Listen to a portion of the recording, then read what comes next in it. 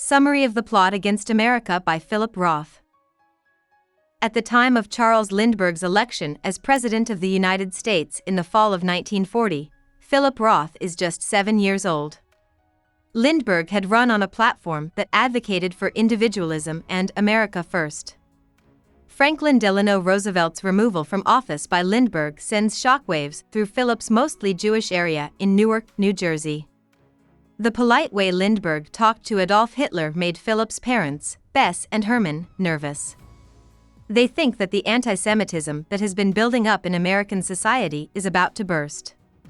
Newark's Jewish people are even more confused by the conservative Rabbi Lionel Bengelsdorf's support for Lindbergh and his claim that, as an American Jew, he is loyal to his home country. Philip and his friends, like the geeky Selden Wishnow and the fifth-grader Earl Axman, try to forget about how worried their parents are. They play many games, but all of them are about war. Philip starts to have bad dreams in which all of his valuable stamp collection is covered in black swastikas. The Roths are still upset about the sudden exit of Alvin, Philip and Sandy's cousin, who is 20 years old and an orphan who has been their caretaker for almost 7 years.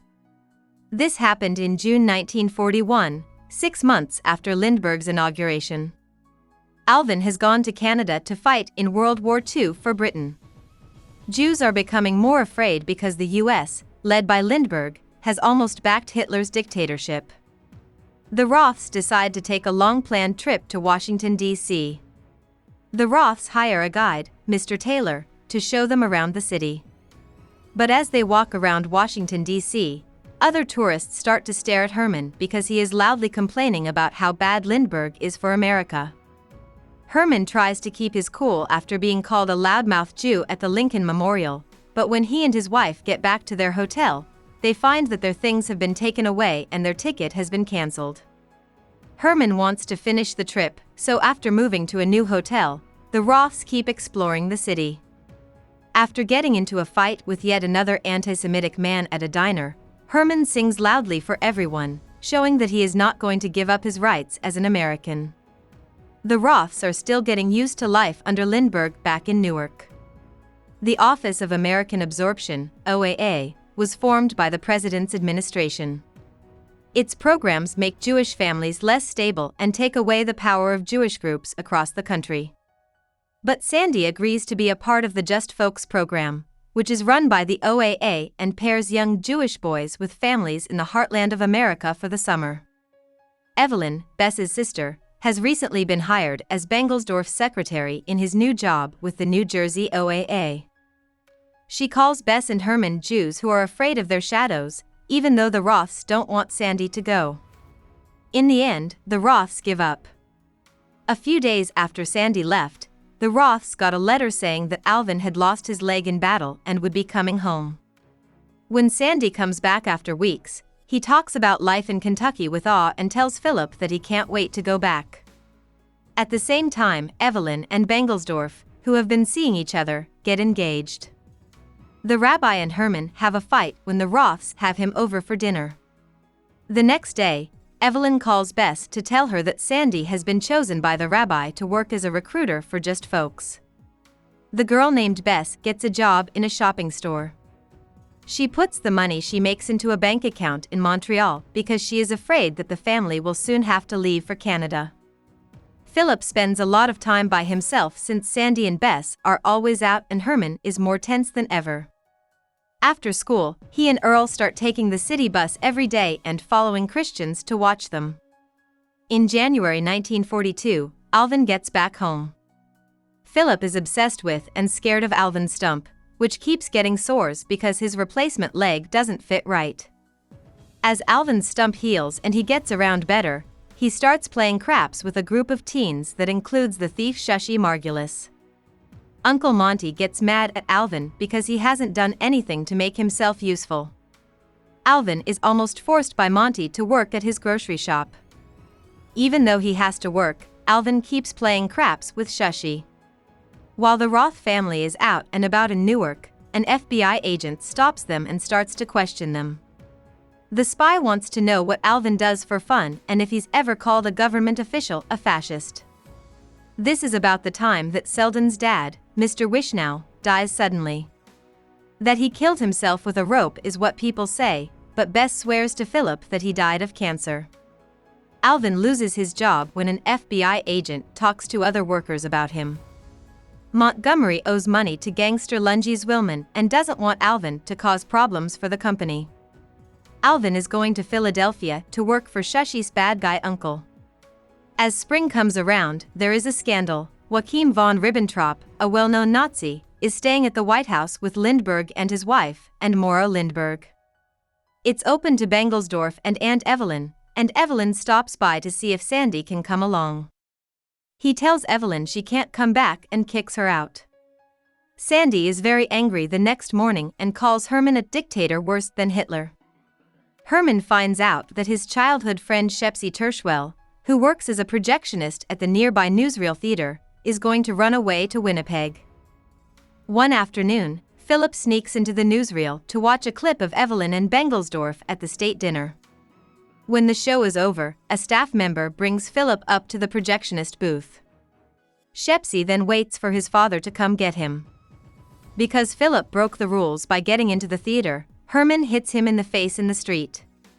As summer starts, the Roths get a letter telling them that Herman's company, Metropolitan Life, has to move him to Kentucky because of Homestead 42. Families are encouraged to move west by Homestead 42, which offers free land as an incentive. Unlike the original 1862 Act, Homestead 42 is only for Jewish families living in coastal towns. When Bess thinks about living in a small town where people don't like Jews, she starts to cry.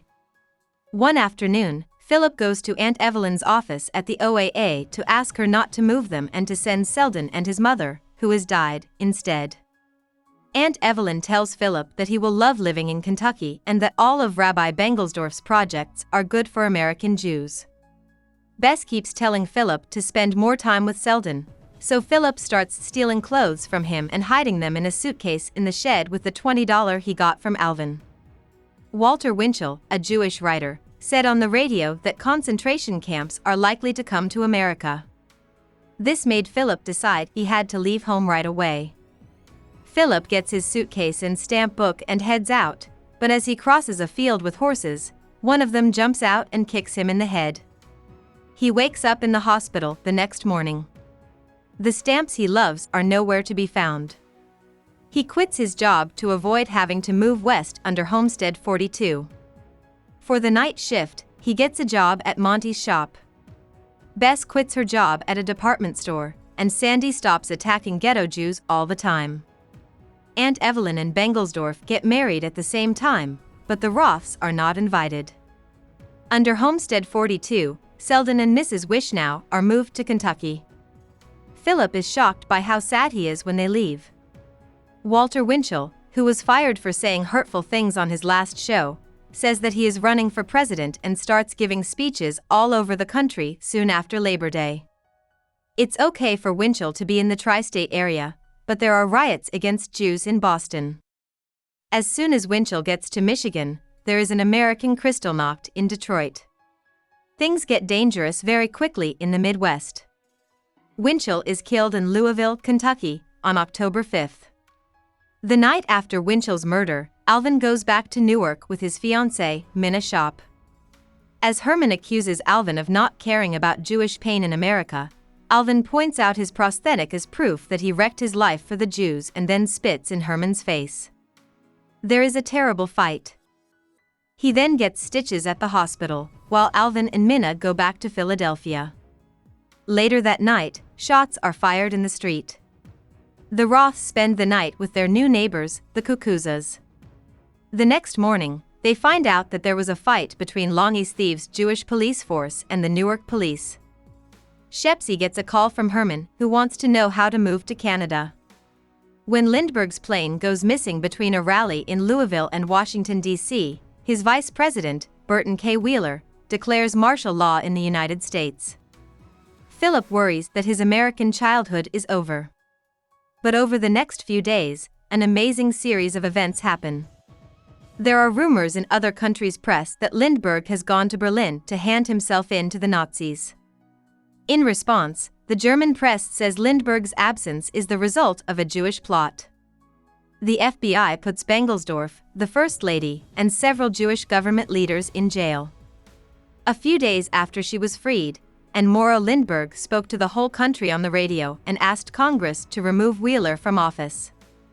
After 2.5 weeks, FDR is elected to a third term. The pieces of Lindbergh's plane are never found, and he is never seen again. After the news from abroad, there were anti-Semitic riots across the country on the first night. Selden calls the Roths to say that his mother has not come home from work. Through a number of long-distance calls, Bess calms Selden down and gets help for him from the Mawhinnys, Sandy's host family in Kentucky while she was with Just Folks. It turns out that they live only a few miles from the Winshow's new home. Sandy and Herman left early the next morning to drive across the country to get Selden and bring him home. His mother had been killed in a fight in Louisville. When Aunt Evelyn says she knows the truth about the Lindberghs and their plan with the Nazis, she breaks into the basement and tries to squat there. Aunt Evelyn, who is crazy, tells Philip and Bess that Lindbergh and his wife made a deal with the Nazis a long time ago, and the Nazis took their child Charles Jr. in order to keep their child safe. The Lindberghs decided to run a fake government in America. Selden, Herman, and Sandy get home safely after a rough and scary trip. Selden lives with the Roths for a few months and takes over the bed that Alvin used to sleep in. This time, Philip learns that Selden himself is the stump, and that he is his friend's sole hope of a prosthesis. This realization comes despite the fact that there is no stump to keep care of this time. About the author. Philip Roth was born and raised in Newark, New Jersey, in the Wequahic area. He came from a Jewish family. Roth went to Rutgers University, Bucknell University, and the University of Chicago after graduating from Wequahic High School. He then taught at the University of Iowa, Princeton, and the University of Pennsylvania after working as an instructor at the University of Chicago's writing program.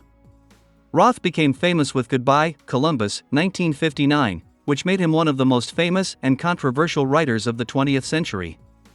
Roth's controversial and honest book Portnoy's Complaint, 1969, made him famous in the writing world and marked the beginning of an honest writing career. Roth is known for writing about lusty or lecherous main characters, but a lot of his work is based on his own life and his Jewish identity. American Pastoral, The Human Stain, and Sabbath's Theater are some of his most famous books. 3 P.N. Faulkner Awards, 2 National Book Awards for Fiction, and 2 National Book Critics Circle Awards were given to Roth. In 2001, the elite McDowell Colony gave Roth the Edward McDowell Medal. In 2011, President Barack Obama gave Roth the National Humanities Medal, and later that same year, Roth was given the Man Booker International Prize for Lifetime Achievement. Honorary degrees were given to Roth by Bard College, Columbia University, Harvard University, and the Jewish Theological Seminary of America. A lot of his work has been turned into movies and TV shows. Roth died in Manhattan in May 2018. Hope we summarized it fully and you liked it. Please hit the like button and subscribe to our channel so that we are motivated to create more videos.